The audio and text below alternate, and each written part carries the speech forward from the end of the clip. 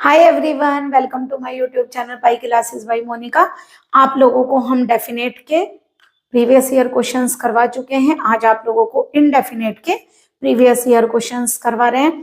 तो चलिए स्टार्ट करते हैं सीबीएसई 2024 पेपर से। उसके जो क्वेश्चंस आए हुए हैं, चलो उस पेपर में ये है आप लोगों का सेट 3। तो वो क्वेश्चंस आप लोगों को सबसे पहले हम सॉल्व करके बता रहे हैं। तो चलिए स्टार्ट करते हैं। फर्स्ट क्वेश्चन है integral of 2x upon x square plus 1 x square minus 4 dx। सबसे पहले आप लोग जो भी इंटीग्रल गिवन हो उसको आई कंसीडर करिए। अब देखिए जरा, यहाँ पर जो आप लोगों के फैक्टर्स हैं वो काहे में है, एक्स स्क्वायर में, और ऊपर जो वैल्यू है वो काहे में, एक्स में। यानी कि आप लोगों के न्यूमरेटर की वैल्यू डिनोमिनेटर से 1 लेस है, 1 डिग्री कम है। तो आप लोग टी मानकर क्वेश्चंस को कर सकते हैं। देखिए कैसे, let x square is equal to t, तो 2x dx डिफरेंशियल करेंगे ना, t का 1 dt। तो यानी कि i इक्वल टू क्या आ गया, 2x dx की जगह आप लोगों का आ गया dt अपॉन यहाँ कितना हो जाएगा, t plus 1 t minus 4। Okay, t plus 1 and t minus 4। चलिए अब क्या है, देखिए नीचे फैक्टर्स हो गए, तो आप लोग इनके पार्शियल फ्रैक्शन करिए।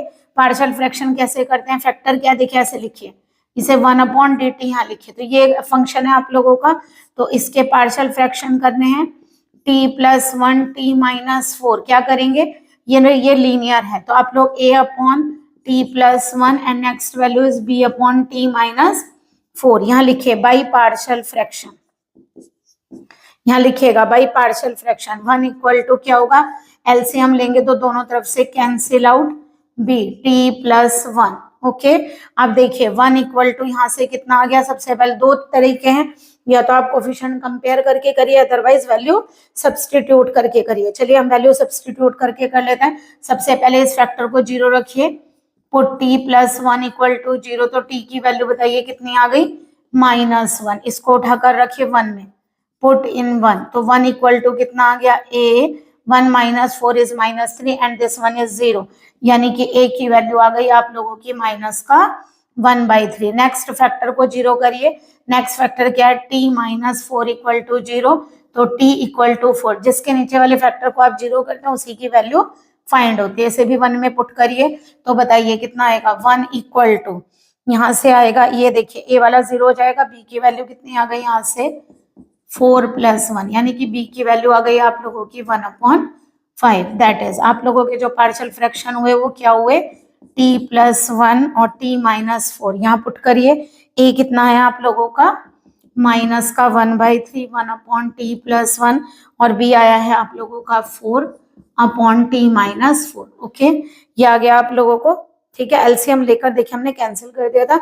एक बार क्या किया, इस फैक्टर को 0 किया, एक बार ये वाला फैक्टर 0 किया, -1 रखेंगे जब आप लोग, तो यहाँ से कितना आएगा, अच्छा t की वैल्यू को आप लोगों को -1 रखना है।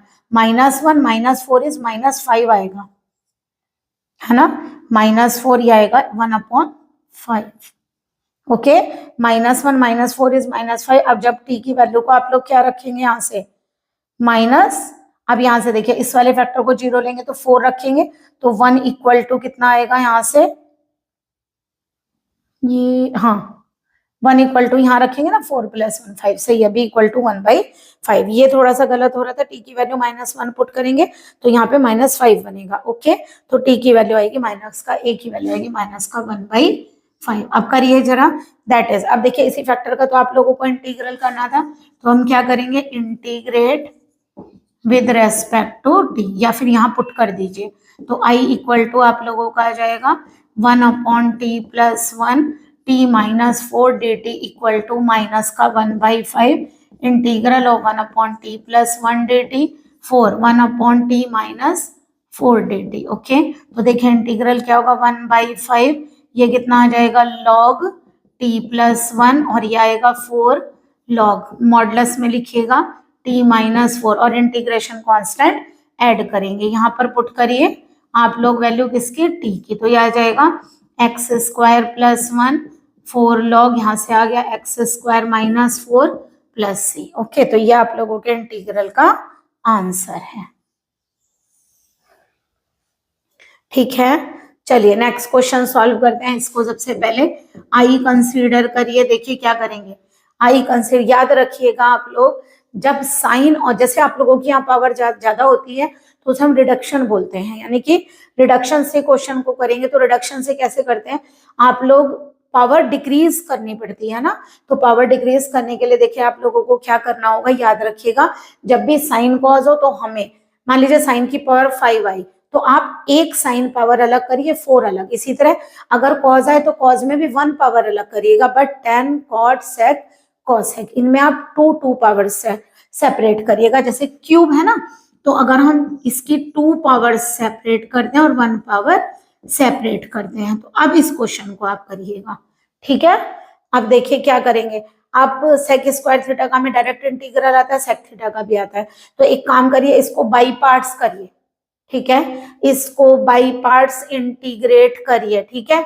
अब क्या करेंगे, देखिए इसका इंटीग्रल आता है ना मैंने करना, तो फर्स्ट सेकेंड क्या करेंगे, फर्स्ट को रखिए एज इट इज, सेकेंड का इंटीग्रल तो सेक स्क्वायर थीटा का इंटीग्रल tan थीटा, फर्स्ट का डिफरेंशियल यानी सेक थीटा का क्या होगा, sec theta tan theta into इसका इंटीग्रल tan थीटा और पूरे का इंटीग्रल प्लस इंटीग्रेशन कांस्टेंट। तो बताइए क्या वैल्यू आएगी, ये sec theta tan theta minus ये क्या बनेगा, sec theta tan square theta D theta. जब आप रिडक्शन करते हैं यानी कि वैल्यूज को डिक्रीज करते हैं पावर्स को, तभी तो फिनिश होगा ना वो इंटीग्रल, माइनस। तो एक काम करिए, से आप लोग हमेशा सेक में बदल लीजिएगा। Sec theta tan square theta को क्या लिख सकते हैं, सेक स्क्वायर थीटा माइनस 1। तो ये आ जाएगा आप लोगों का आई सेक थीटा माइनस, यहां से देखिए क्या हो गया, मल्टीप्लाई करेंगे सेक क्यूब थीटा प्लस ये कितना आ गया, sec theta D theta plus C. देखिए इसी को तो आप लोगों ने आई एज्यूम किया है, तो यहां से क्या लेंगे, फ्रॉम इक्वेशन फर्स्ट, तो यह आ जाएगा आई इक्वल टू, इसमें रिपीटेशन होती है वैल्यू की, ठीक है, माइनस आई सेक थीटा का क्या होता है, log sec theta plus tan theta, mod में लिखिएगा, सेक थीटा का क्या होता है, log sec theta plus tan theta. Okay, तो यह आ जाएगा आप लोगों का, आई इधर आएगा, ये हो गया 2i, यहां से आ गया sec theta tan theta minus plus log sec theta plus tan theta और ये आ गया c, ठीक है। अब 2i है ना, तो i बनाने के लिए आप लोग क्या करिए, 2 से डिवाइड, ठीक है। और c/2 को अगर आप चाहें तो एक नया कांस्टेंट मान सकते हैं, तो ये आएगा sec theta tan theta upon 2 plus log, ये आ गया 1/2 log sec theta plus tan theta और इसको लिखिए प्लस c1, एक नया इंटीग्रेशन कांस्टेंट लिखिए। ओके, फिर दोबारा एक बार देख लीजिए, सेक स्क्वायर थीटा में ब्रेक करेंगे, फर्स्ट को एज इट इज, सेकंड का इंटीग्रल, फर्स्ट का डिफरेंशियल, सेकंड का इंटीग्रल, ये कितना आ गया sec theta, tan square theta को क्या लिख सकते हैं, sec square theta minus 1, sec cube अलग किया, सेक थीटा अलग किया, सेक क्यूब को यहाँ से आई लिखा, आई वापस इधर आएगा तो कितना बन जाएगा इधर 2i। चलिए ये समझ में आ गया होगा, इधर हमने एक लाइन कम की ना, 2i, आई यहाँ 2 से हमने क्या कर दिया डिवाइड, और c/2 को एक नया कांस्टेंट मान लिया c1। करिए।